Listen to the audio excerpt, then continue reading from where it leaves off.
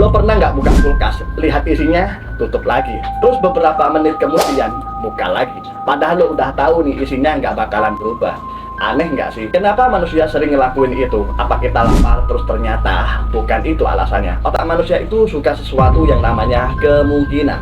Saat buka kulkas, otak kita berharap siapa tahu ada sesuatu yang menarik. Walaupun logikanya isi kulkas nggak mungkin berubah dalam 2 menit, tapi otak tetap nyuruh kita cek lagi. Dan lucunya nih brother, ini mirip kayak kita buka HP berkali-kali, scroll media sosial terus menerus, cek notifikasi walaupun nggak bunyi, karena otak manusia kecanduan rasa penasaran kecil. Kita bukan cuma nyari makanan, kita nyari kemungkinan dapat sesuatu yang bikin senang. Yang lebih menarik lagi nih brother, kadang stres atau bosan, manusia lebih sering buka kulkas bukan karena lapar fisik, tapi karena otak lagi nyari hiburan cepat.